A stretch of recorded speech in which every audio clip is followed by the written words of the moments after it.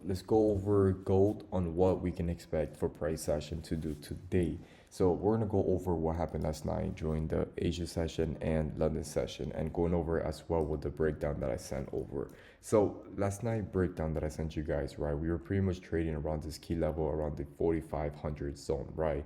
We had a bullish reaction at this point here last week Thursday. Price action came back towards this exact zone yesterday during the market open, right? And I was explaining to you guys that, hey, we can probably look for buys position around these areas only if price action managed to pretty much inverse above this candle here. So we do get rejection from this exact support. All we were waiting for was for price action to break, give us a proper break of structure, bullish price action, so that we can take some buy position, right?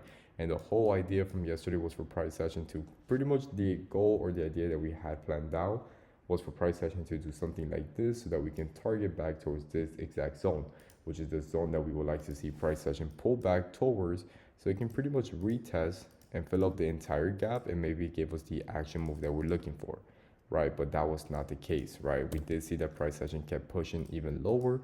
And if we look here on the 4-hour time frame, notice how price action perfectly rejected this zone and we closed underneath. So what does that mean for us? That we avoided the loss and we stayed away from the market and just let market do its madness, right?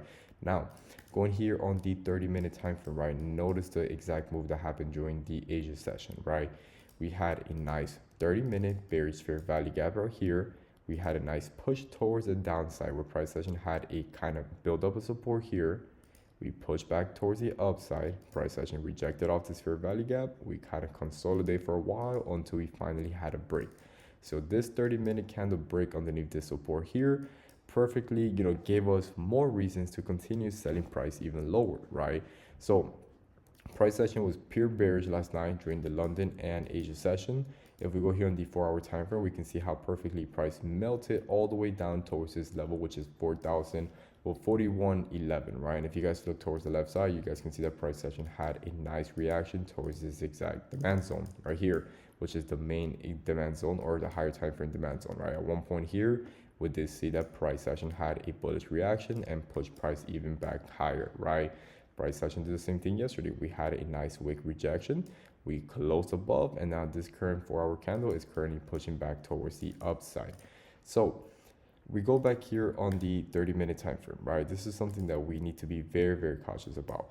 Right now, price, since we are rejecting off this key level, right? And if you guys come here on the 4-hour time frame, we're still pretty much bearish. There's no confirmation telling us that we're 100% bullish, right? So we're still bearish at this point.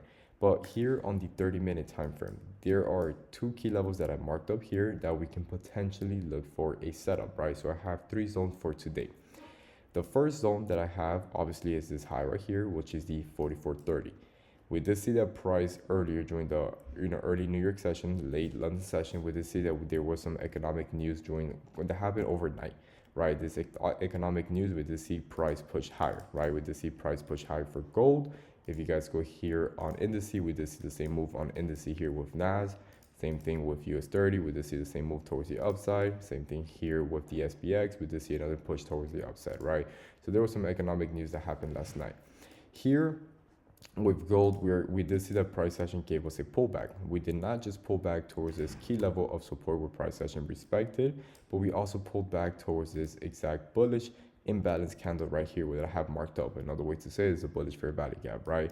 And notice how price action perfectly reacted from it. We had a rejection from here, rejection from the EMA, and then price started pushing even higher, right? Now that we're trading our session, we're noticing that price session, we're in the 5 minutes, right? We're gonna close this 30-minute candle. My goal here will be if price session does manage to close above just like this, obviously on a lower time frame, we're gonna build the same exact momentum that we built here, right? So in 30-minute, we're actually building it up right here, right? It will be something like this.